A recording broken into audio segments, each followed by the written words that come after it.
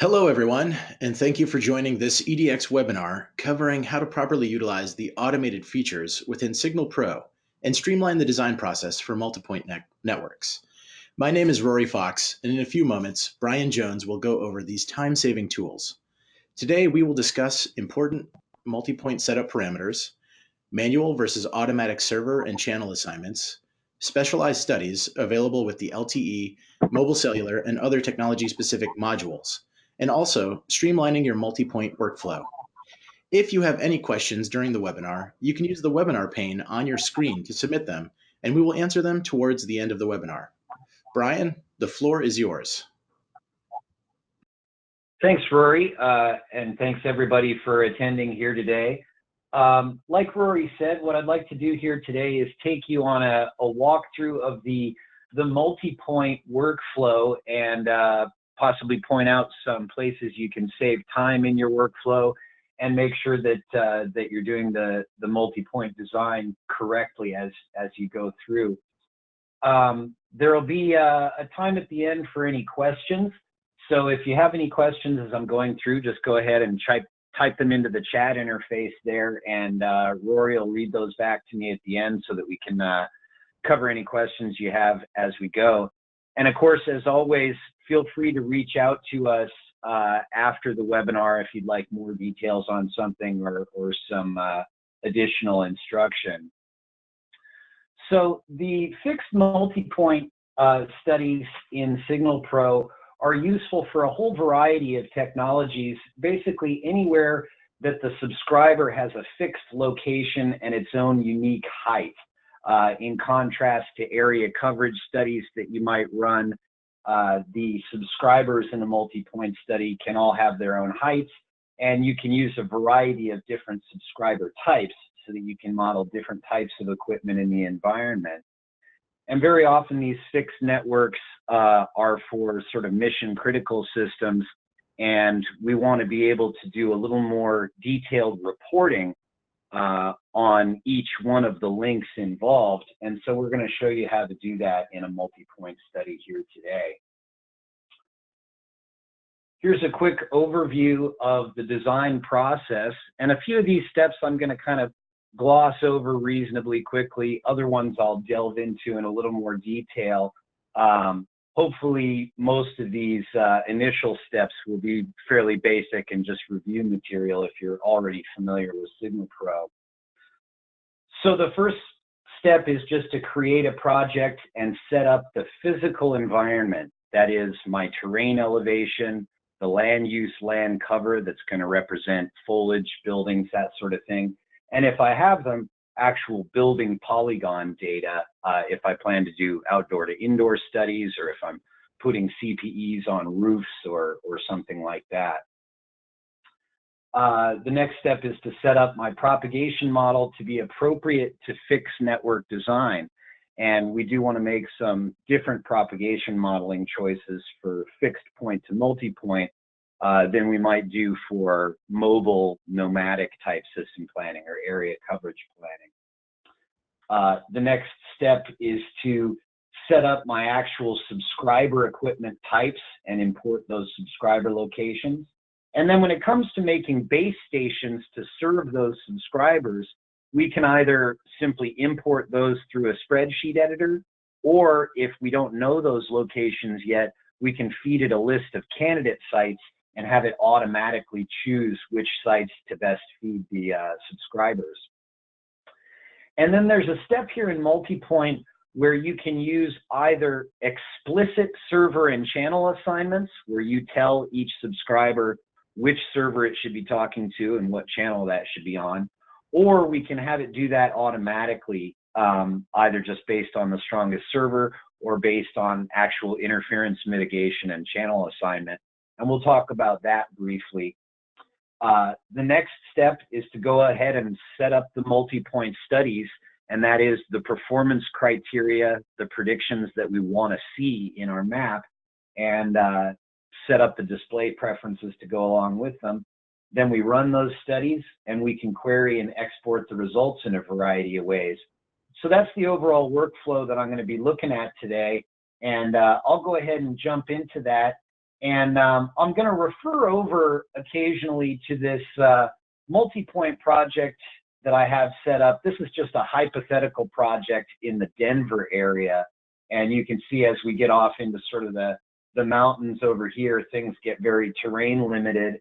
And over on the east side, we have kind of some suburban area where it's more terrain and foliage, or more clutter and foliage limited on the east here. And I'm just going to use this as an example of a typical design.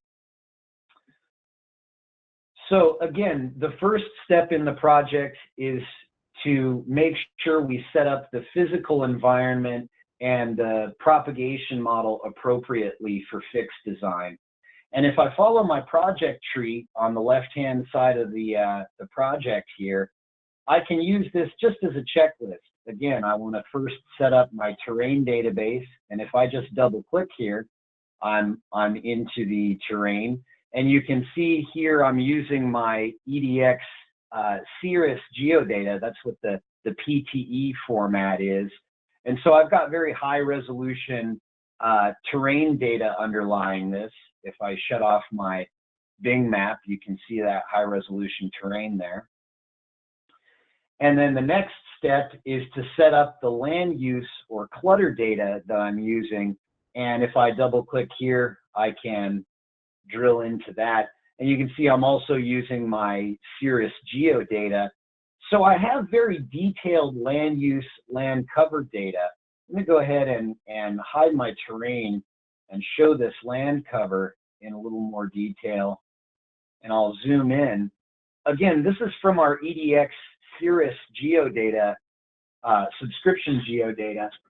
And if I make my Bing map a little more visible here, we can see that we've got, in red here, we've got individual building footprints for a lot of the buildings.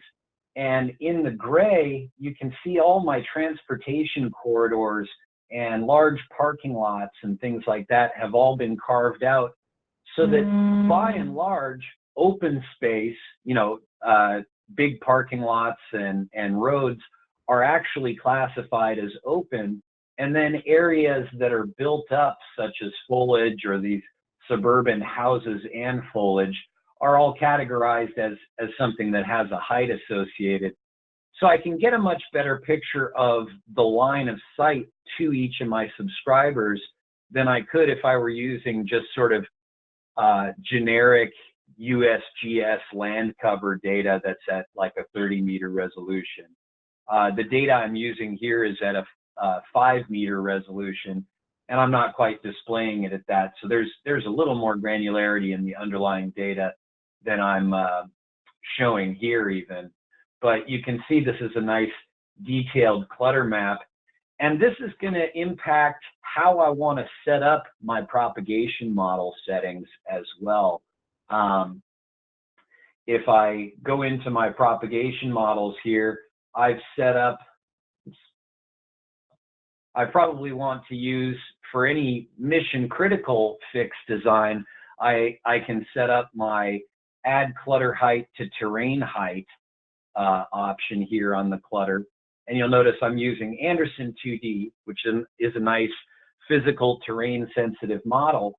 And by adding the clutter height to that, I'm treating the clutter in as conservative a way as possible, where it's going to diffract over the top of any of my clutter. So if this was really a mission critical system where I want to guarantee line of sight to all of my subscribers, I can use this add clutter height to terrain height and treat it in a very conservative way.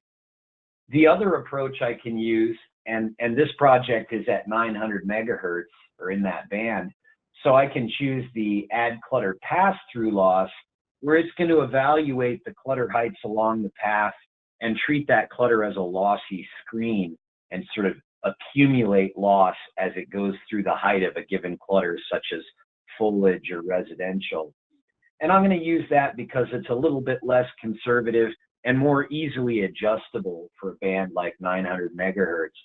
If I was up at 5.8 gigahertz or certainly up at millimeter wave frequency bands, I would definitely want to use this add clutter height to terrain height. So I'm going to call this Anderson 2D plus pass-through clutter. And again, if I had polygon building data, that is to say actual 3D structure polygons with heights associated with each and a wall material type associated with each, I can include those in addition to the terrain and clutter. And one of the nice things about that is that we have tools for being able to put your subscriber automatically on the rooftops of any buildings you have in your building data set, either on the edge of the rooftop or right on the middle. And then, of course, if I have demographic or traffic data, I can plug those in. But those are not really typical to use in a points and multi-point design. So at this stage, I've got my physical environment set up, and I've got my path loss model set up. And going back to my slides here, now I'm ready to start setting up my physical equipment, or my radio equipment rather. And we have this idea of CPE types, where you can set up a number of different types of customer premise equipment, or that's a fixed subscriber. And in the slideshow here, which will be available for download afterwards if you want it, it goes over the important things to set here. I can get to the CPE types from this drop-down button next to the new CPE button. I can go down to Edit CPE Types. And here I've defined two different types. I've got a subscriber on the home, and I've got a subscriber up on a pole, so it's at 10 meters height. And each of these is using a directional antenna pattern. If I browse and display my pattern here, you can see I've got a very tight beam dish sort of antenna pattern. And one of the details about a point to multi-point study is that the CPE antenna will automatically be oriented back toward the server that it's assigned to. And so it becomes important how we're assigning those base stations. And this is used not just for calculating the received power, but also calculating potential interference to other base stations on the uplink side. So this subscriber antenna can be very important, especially if you're looking at interference mitigation and capacity type issues. All the other RF parameters here I want to set up: my antenna gain, my maximum transmit power, channel bandwidth, etc. And I would set these all up specific to the technology that I'm using. And this includes an average downlink and uplink data rate. This can be thought of as the user's average data demand and an activity factor as well. So I've set up these couple of different subscriber types. And now if I know where those locations are already, then I'm all set to be able to import those. I can go up to my RF systems menu and use the spreadsheet editors here. Go to CPE data, and here I can use my import export tab to just go ahead and import from a CSV, or I can even open up an Excel spreadsheet and copy and paste blocks of cells or you know, just columns for my lat long and antenna heights and so forth to go ahead and create CPEs in my project. A couple of things to be aware of in this spreadsheet editor. Down at the bottom, there's always going to be this one last row where if I enter something into any of these cells, then I'm creating a new CPE. So you can cut and paste as many blocks of data as you want down at the bottom here, and it will create CPEs for that. You want to be careful not to accidentally enter, you know, a random value here at the bottom when you're not actually trying to create a subscriber. So like if you cut and paste a block of text in for longitudes, make sure that you're not accidentally putting an extra value down at the bottom, because you'll get one wayward CPE that's, you know, outside your study area or doesn't really exist or that sort of thing. So make sure that you've always got that empty row down at the bottom. On the import, of course, that doesn't matter. If you're using a CSV table import, it'll just go ahead and import every row. The next thing to pay attention to are the receive channel and transmit channel and this assigned server cell ID.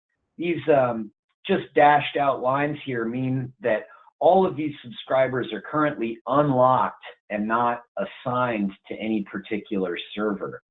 If I was making explicit server assignments, these would be the sector ID for my different sites. So if I wanted to assign a subscriber to this site, I would use that server ID in the cell. And I can do that either explicitly through the CPE data spreadsheet, or I can do that automatically, and we'll get to that in a moment here.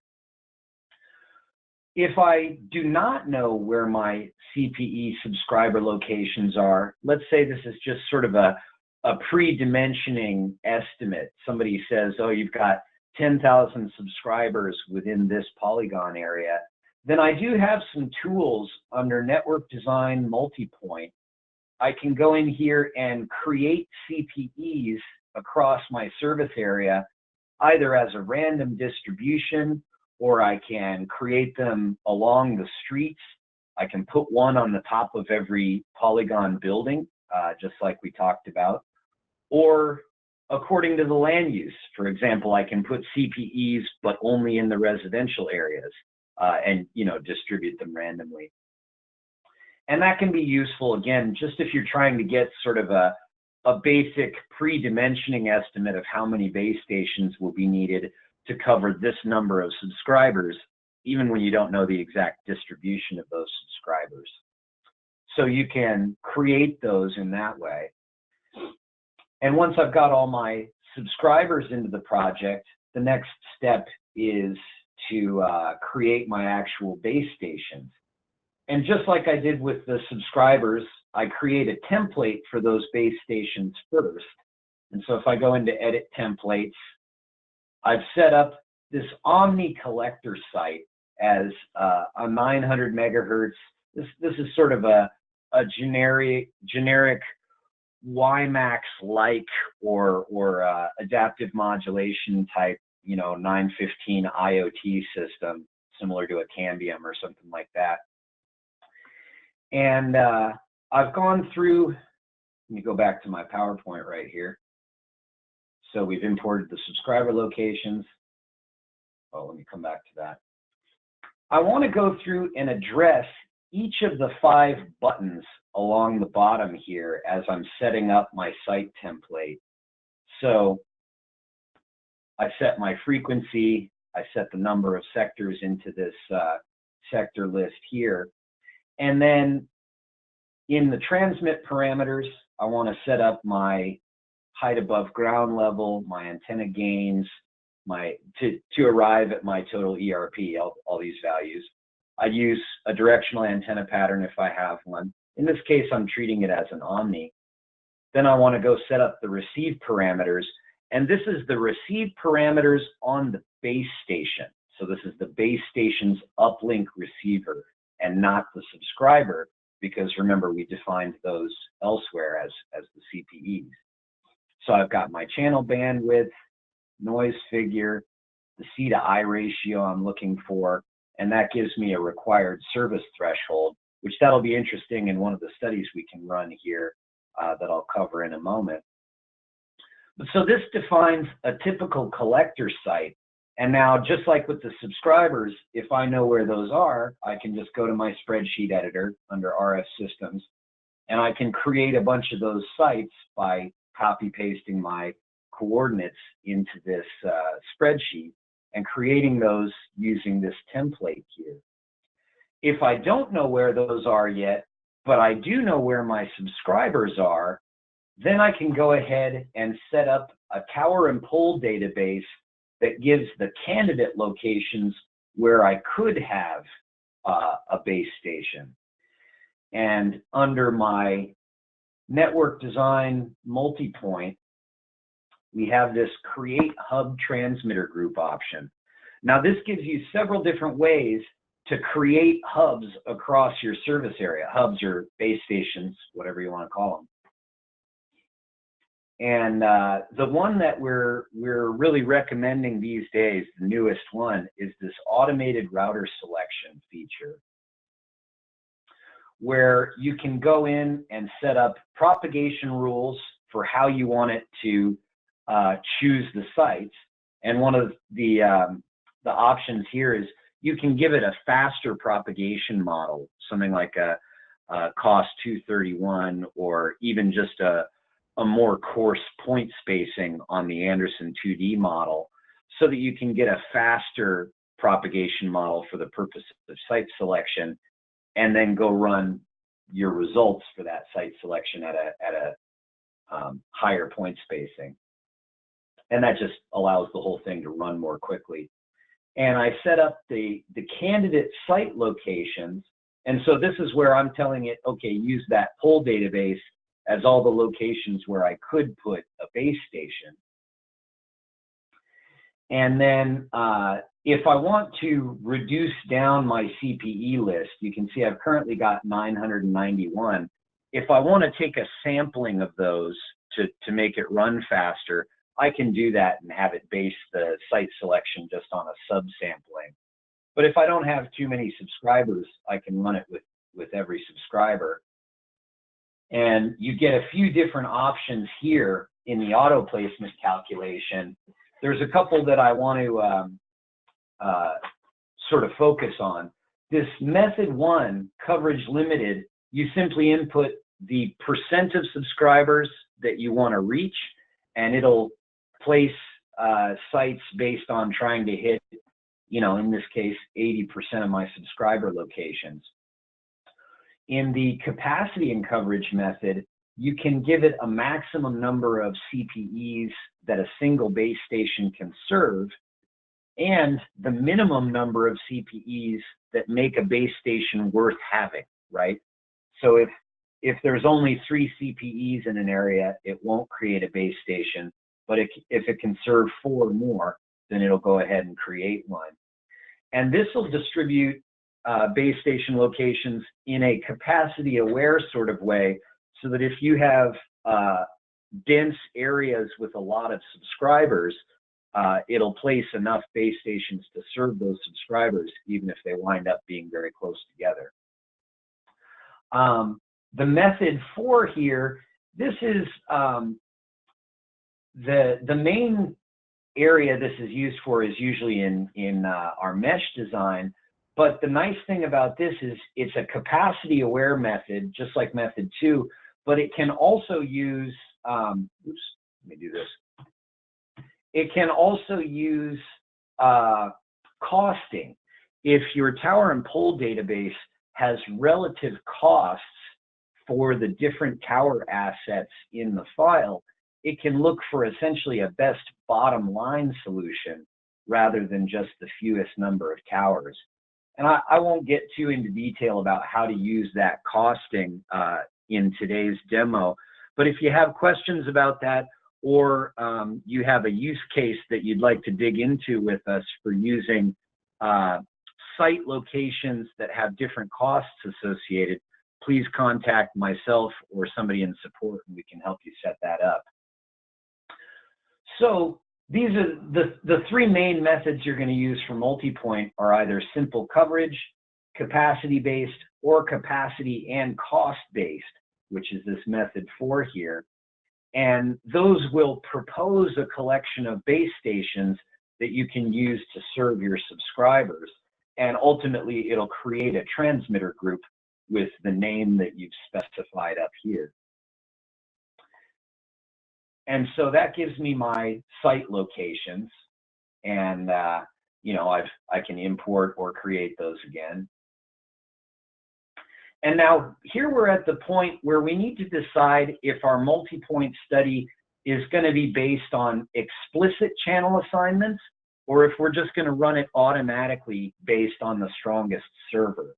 So if I don't want to worry about channel and server assignments, and I just want to assume that the subscriber is going to talk back to whichever base station it can hear the best, you know, whichever one has the highest downlink received power, then I can go into multi-point studies, and right here, this strongest server option will make it so that the studies will run without any server assignments, without any channel assignments.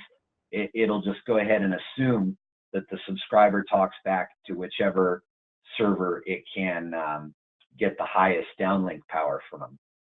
If I choose this assigned server instead, then I'm going to need to go in and make server assignments either just through the spreadsheet.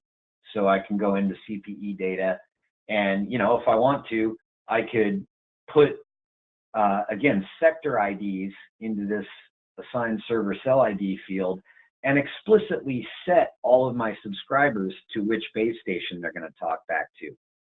Very often, if you're dealing with a system that already exists out in the field, you'll be given, you know, those set of server assignments along with the subscribers themselves. And, you know, because of things they discover in the field, sometimes sometimes subscribers won't be assigned to the base station you necessarily expect. And so it can be important to be able to set those explicitly and run the multi-point study with those assignments. If you want the software to find the best assignments, then you can go into, again, network design and multi-point, and there's this assign servers and channels feature here, where before this will work, I need to have first set up a channel plan template of some kind to represent the channels that I'm going to use in my system. And now, if I have one of the network design modules, such as, you know, LTE or WiMAX or mobile cell, then I just go into the appropriate network design area, and under system details, you would point to a channel plan template file, and that describes the channels you'll use. And then that's the channels it will use for automatic placement, and I would set my system type to use that.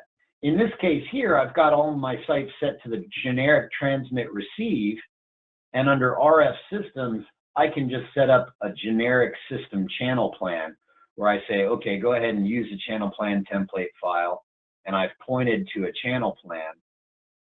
And that means that when I go and look at my sites, if I look at channels and traffic here, I have a group of channels that I can pick from, but you'll notice that none of them have been assigned yet. And so I can go into multi-point under network design, assign servers and channels. And if I use this set servers and channels, it allows me to make a couple rules for whether I want to allow co-channel assignments at site. This obviously only applies to multiple sectored sites, or if I want to deny adjacent channels. So if you don't want it to go 1, 2, 3 on a 3-sectored site, you can deny the adjacent channels there too. And then over here, we've got a minimum received threshold for the channel assignment and the target C over I objective we're going to use. This is how many channels out of the channel plan template to use. Generally, you'll use all your channels, but if you want to keep some in reserve, you can do that. And the number of likely servers to consider is just how many servers deep it will look for interferers as it's doing this process. In a very dense network, you might have to increase this in order to make sure you're accounting for all the potential interferers, especially if you have only a very small number of channels to work with. And then you can also set this up to be capacity limited or traffic limited if you want. I can set the maximum number of CPEs per channel on each sector, and it'll try and make sure it's assigning enough channels to get the job done as well. When I've got this set up the way I want, I just hit this Start Automatic Frequency Planning, and what the software is going to do is first calculate the potential coverage footprint of each sector, and then it will try to assign the channels on an interference mitigation basis and assign the subscribers, not just to the base station that has the highest downlink power, but to the base station that has the best channel signal to noise ratio. So that would go through and make my assignments for me, which again, this is only important if I want to use assigned servers in my multi-point studies. You can skip over all that channel assignment stuff if you just switch this to strongest server.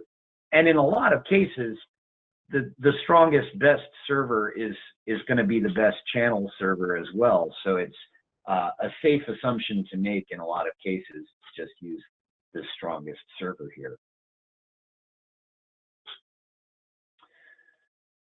So just as a quick review, one of the streamlining ideas that we keep coming back to, or one of the features that I keep coming back to in these trainings, is the idea of a project template.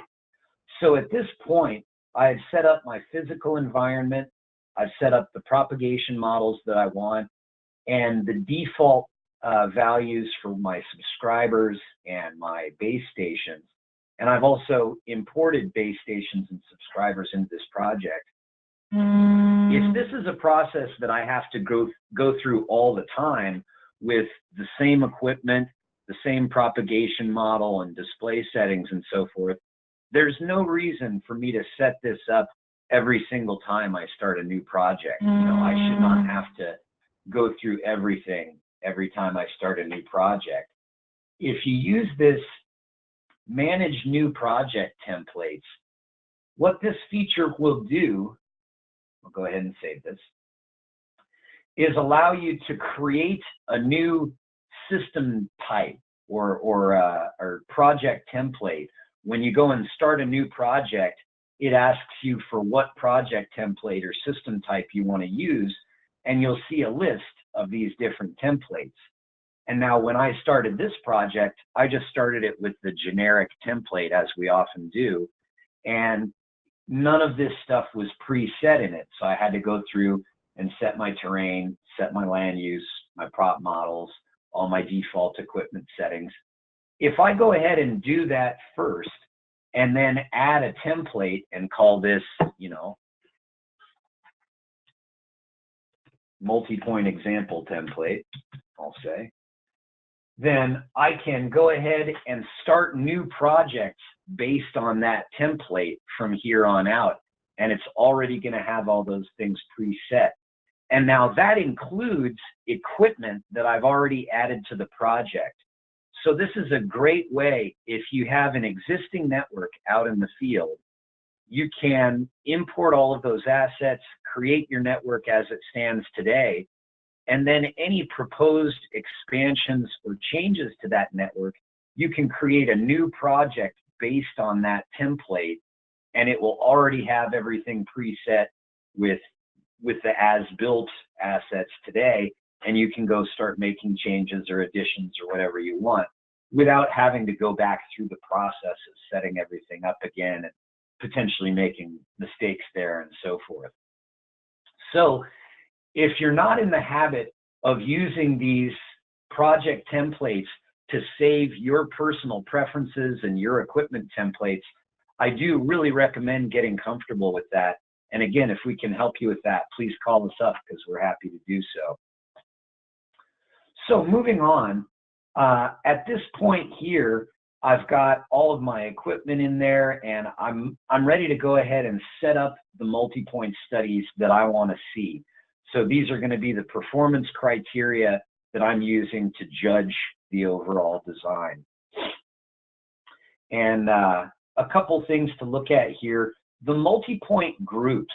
If I have different groups of CPEs in the project and I want to run studies specifically for one group of subscribers, I can go into this define multi-point groups and set up groups of CPEs to use.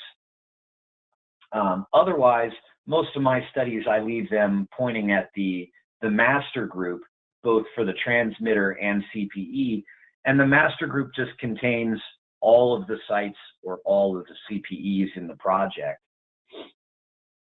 And again, we want to choose whether we're basing our studies on the strongest server, which is automatic, or the assigned server, which you have to go and make those explicit server assignments. And the way I would add new studies in here, let me go ahead and go back to my project, and you can see my multi-point studies down here in the project tree. I can just double click on that and click Add Study, and here I can add in a new study. And here's another area I wanted to point out. Most of our sort of universal RF fundamental studies, received power, downlink, signal to noise ratio, that sort of thing, those are all under this study group that's called basic. If you have one of the network design module features like WiMAX, LTE, mobile cellular, then you'll also get some studies available under those modules. And there's a group of studies under multipoint as well, just purely multipoint, that these are unique to multipoint design. And so, you know, if these are fixed LTE subscribers I want to look at, then under the LTE study group, here's where I would get my RSRP study or my subscriber UE power when using power control, data rate, that kind of thing. Same goes for WiMAX, and this would apply to WiMAX like YBRO, Wi-Fi, any of those 802.11 standards. You can get your data rate and modulation zone studies here, or the LoRa module has those LoRa studies as well. But under multipoint, we've got a group of studies I specifically want to point out. So, you know, in this slide here, it's talking about what's available in these other study groups. And we've got all those specialized studies under LTE, WiMAX, LoRa, the mobile cellular module. But then under multipoint, we've got a set of studies that I've listed here that are particularly useful for fixed design. The uplink C over I plus N for multipoint looks at the potential interference from the subscribers talking back to the base stations. So some folks will call this the talk in or the uplink case. And here we're getting the signal noise ratio on the uplink, which is often the more sensitive case or the more important case to plan for. And the unique thing about this one compared to an area study is that it's using those fixed subscribers and each one of their explicit locations and the directional antenna pattern. So any potential interfering power is going to be scaled by those antenna patterns, and your interference will be reduced in a fixed point to multipoint using directional patterns versus if you were doing just an area-wide study and had mobile remote units that were, you know, omnidirectional. It's also important to note that the directional antenna patterns in EDX are a truly 3D pattern. So if you have the vertical data for off-beam performance, you can input that into the pattern, and this interference calculation will be quite accurate in terms of how much power is going to be coming from those various other subscribers, because it's going to be taking that off-beam performance of the antenna very accurately, versus in some other tools where they only give the horizontal plane and the vertical plane of the antenna, and there's not really any detail in the off-beam performance. So that's something to potentially talk with your antenna vendors about, is whether you can get that truly 3D pattern information from them. Uplink availability for multipoint, that looks at the required C over I value that you put in your base station receiver, and also it looks at fading, both fast fading and rain fading in the environment, and it gives you a percentage availability. And for mission critical fixed systems, this very often is the ultimate sort of performance criteria, we want to plan for, say, 5 nines of reliability. And so that means, or availability rather. And so that means we would want to run this to get that percentage availability over the course of the year. Total interference at base receiver. Again, this is looking at the actual subscriber locations and their directional patterns so that we can look at the interference picture in a very precise way. And then Fresnel zone clearance. This looks at the path from transmitter to receiver and tells you how many Fresnel zones worth of line of sight clearance you have, especially if you're doing something at a higher frequency band and you want to guarantee line of sight. You can use this Fresnel zone clearance as a way to not just guarantee that you have full line of sight and a clear Fresnel zone, but you know, if you say I want 2 Fresnel zones of clearance, then you're also giving yourself some vertical margin in the link, if you will. And then this one's handy as well. If you know where your subscriber locations are and you need to choose a mounting option, whether you can just put the subscriber on the rooftop or whether you need to mount it on a pole, etc., this minimum CPE antenna height for line of sight will report back how high the subscriber would need to be above ground level in order to have line of sight back to its best base station or its assigned base station. So that, again, can be really handy if you want to determine the plausibility of putting a subscriber at a given location. You know, you can look, and if it tells you you need a 100-foot pole there, then maybe that's not where you want the subscriber. But if it says you only need 3 feet off the ground and you've got line of sight, well, then that's a perfect place. So those studies there, these last 5 here, are actually found in the Multipoint study group. And anytime you're setting up a fixed multipoint network, it's worth it to go and look at these and see if one of them is useful to you. The other one here is CPEs with signals above base and study thresholds.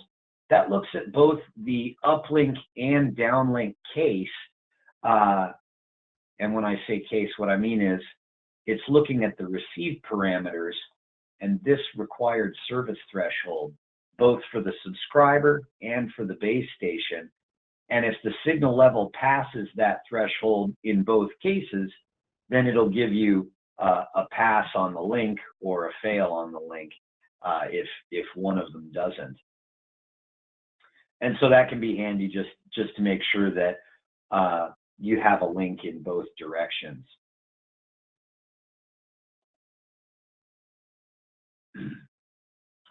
So once I have set up all of my multi-point studies in the list of what I want to run, so you can see I've got a list of 4 different studies here. I have them all set to calculate, and I've got one of them set as the current study, which just means it's the one that's going to show up in the status bar, and it's the one that's going to that these server link lines are going to be based on, and so forth. And to run those studies, I can either just, you know, right-click on multi-point studies and run them here, or I can use this button up on the status bar and run them there. And that'll go ahead and go through and calculate all my results. Now, once those have been calculated, I can then right-click and drill into the results for any of my CPEs. So there's 2 CPEs close by here, and when I click, you can see I get the details for a couple of them. I choose which one I'm interested in and go display study results. And here's a nice little table that shows me all the study results I've calculated for this CPE. So I've got a downlink power of neg 61.9, C to I ratio of 34.8. I've got 0.7 Fresnel zone clearance, and my antenna only needs to be 1 meter off the ground to have line of sight clearance back to the base station. It's important to recognize that this minimum CPE height study takes into account which propagation model settings you're using. If I use add clutter pass-through loss, then it's going to look at the terrain only to consider line of sight. If I use the add clutter height to terrain height, it'll include the clutter along that path, and so my antenna heights will come out much higher because now it's trying to choose an antenna height that'll get it above the foliage and buildings and everything else. In this case, I want to stick with pass-through. So I can go in here and display my results for another one again. This one's telling me I need 11 meters up in the air in order to get line of sight back to the server. And I can also hit this run path profile in order to quickly get the actual path profile between transmitter and receiver. And so you can see from a terrain point of view, I do have a line of sight path from transmitter to receiver, but I've got some developed area in a couple different locations that would be potentially blocking my signal. And because I'm using pass-through clutter loss, I've simply accumulated some loss for going through those. If I was using the add clutter height to terrain height, it would diffract over the top. Now, oftentimes you might want to get that path profile for every subscriber in your network. And in the past, we had users actually drilling down and running the path profile here and going right PDF, right from this dialog, and they'd click through each of their subscribers to do that. But you don't have to do that in the latest version of the software. You can simply go in to Multipoint Studies here and use this link servers or link studies from servers to CPEs. And if I hit that, I get this dialog here where I tell it whether or not I want just the text report or whether I want to see the actual path profile. And if I want a really high resolution PDF quality version of that path profile, I can click this on as well. And then the first thing I have to do is run that study, and it'll go through and actually generate the path profiles for each one of these subscribers. So I'm not going to click that button at the moment because I've got 900 CPEs and we don't want to wait for that. But once I run that study from servers to CPEs, then these options over here on the right become active, and I can either send this to the printer, or I can write a PDF file and or save a text report. And I've got some examples here for you to see. The PDF comes out looking like this, and you have some options for whether or not you want to show these parameters down below, the statistics and link performance stuff. Any of these options can be hidden or shown, and of course it develops this path profile here for you. And this is what you'll get in the PDF. You'll get one of these for each link. In this case, I asked it for both the forward and reverse link for every subscriber in the system. The text report that you would get if you click on this, oops, where am I here? If I click on this Save Report button, I get a text report that just gives me that raw data. So I've got my site name, latitude, longitude, and this is coming from a different project is why the frequency is different and so forth. And then received signal level and so on. And again, I'll get one of these reports for every link in my project for both the forward and reverse. And so if you have, you know, several thousand CPEs in your project, this may take some time, but at the end, you'll have one big PDF report that has the path profiles for every subscriber and its availability, its receive power, all that stuff. And okay, so here's the slide relevant to that. Again, just hit this link studies from servers to CPEs, run that study, and then you can save the report or write the PDF. And now finally here, we can query all the results at once. And this is showing our study queries tool. And let me jump over into the software to show you that. So once I have run all my multi-point studies and I'm satisfied with the design, I want to see how many of the subscribers are falling within acceptable ranges for my different criteria. So I'm going to go up to the query menu and go to study queries.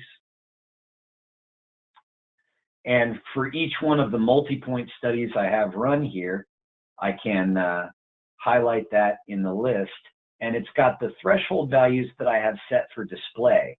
Now I can either break down the study by those threshold values, or I can set new values here if I'm only interested in one threshold level or whatever. And so if I look at my receive power at remote and hit run query, it's going to look at all of the subscribers and tell me how many of my fixed points fall within each of the different threshold ranges that I set. So if I just want to know how many of these fall above, say, neg 92, I can put in number of levels 2, one threshold value, run the query, and it's telling me, okay, well, I guess I have more than 900 CPEs in here. It's telling me, okay, 1,000 of these fall above that neg 92 threshold. And I also get a table on the left here, which gives me the predicted result from that multi-point study, and also the azimuth, elevation, and distance back to the assigned server used to get that result. So if you need to know how you want to point your subscriber antennas as you install them, you can go ahead and run this query, and I can export this entire table to a CSV file, and that'll tell me where I want to point my antennas in order to get them back to the base station.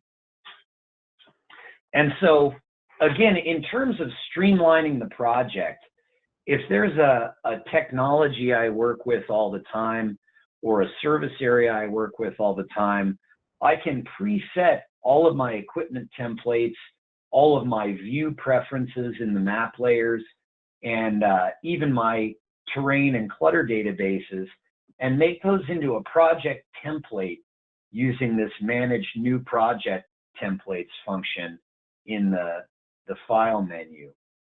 And then if I start new projects based on those templates, everything is preset and I can just make minor alterations from there.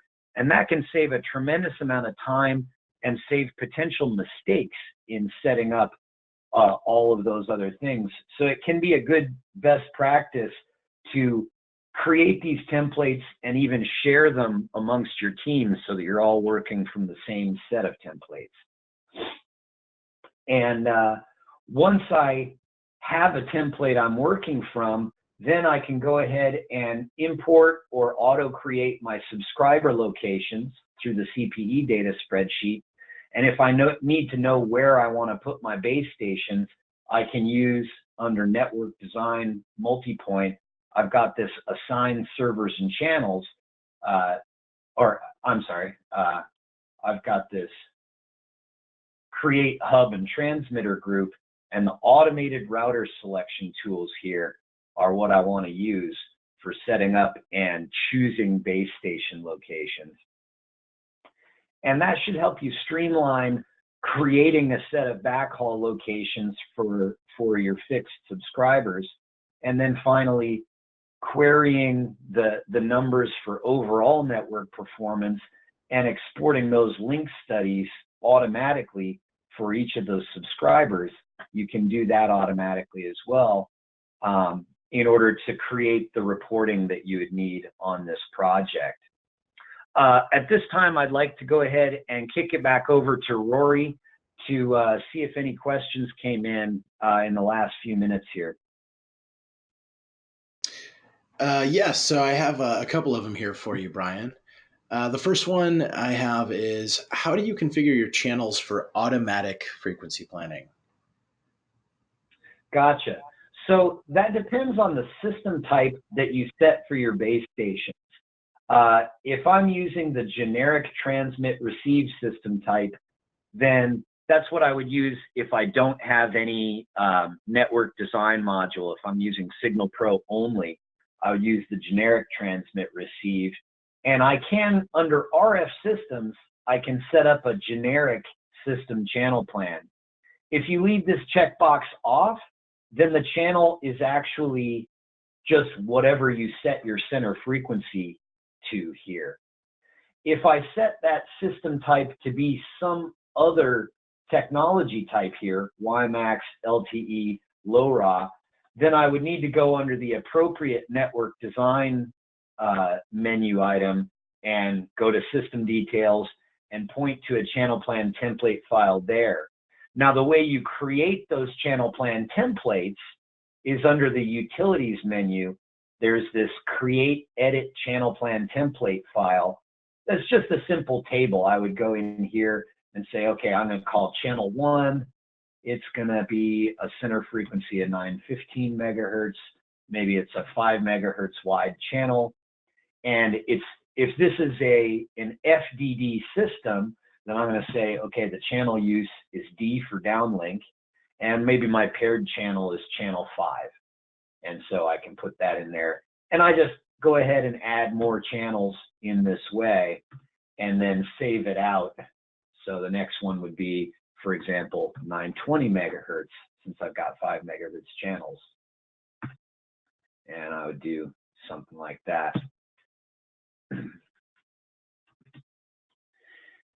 And then you would go ahead and save as and put this channel plan template file. I recommend generally putting it into your actual project folder. So if this is my Denver Multipoint project, I would want to save this channel plan template into the project folder so that it goes with it. And then under the appropriate network design area, or possibly just under generic system channel plan, I would go ahead and point to that channel plan template file. Any other questions, Rory?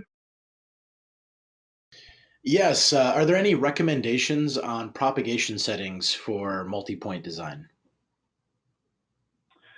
Yeah, in general, for fixed multi-point design, you definitely want to go with a physical model of some kind. So either the Anderson 2D or the Free Space plus RMD. Things like the Okamura Hata, COS 231, Hata Extended, these are empirical or distance-based models that are designed to work well kind of in the absence of detailed clutter and terrain data. And they give just a very basic estimate of path loss at different distances. Those are really not appropriate to fixed network design where you're trying to look at the exact path between transmitter and receiver. So I would choose, again, something like the Anderson 2D or Free Space plus RMD. And then the critical next piece of that is whether to choose the add clutter pass-through loss, which again treats the clutter as a lossy screen, or the clutter height to terrain height, which treats clutter as an obstacle to be diffracted over. And it allows you to set this setback distance, where this is the amount of clear space we're assuming we're always going to have around both the transmit and receive antenna. And that makes it so that if the subscriber height is lower than the clutter height at that location, it assumes it doesn't have to diffract straight down, but has some safe, clear area around the antenna. And I would say for higher frequency or mission critical fixed networks, 5.8 gigahertz and above, you definitely want to use the add clutter height to terrain. And for lower frequency, 700, 900 megahertz technologies that operate well in non-line of sight conditions, or if you're using a very coarse, lower resolution clutter database, it might make sense to use the add clutter pass-through loss instead to treat it as kind of a lossy screen. And then it's just important to go in and make sure you give a sanity check both to the height values and the loss values per kilometer that you're associating with those different clutter types. Does that make sense? And we're right at the top of the hour here, so I want to make sure we don't go over too much. But were there any last questions, Rory? No, that's actually all of our questions. So we can take this time. I just wanted to thank everyone for joining the webinar today. And Brian, if you have any last words that you'd like to send out, please go ahead and do so. Again, thanks everybody for joining us here today. If you have any questions on what we've done or you want some additional training on this, feel free to reach out to us either at support@edx.com or just get in touch with your salesperson at sales@edx.com. Thanks a lot. Thanks, everyone, and you have an excellent day.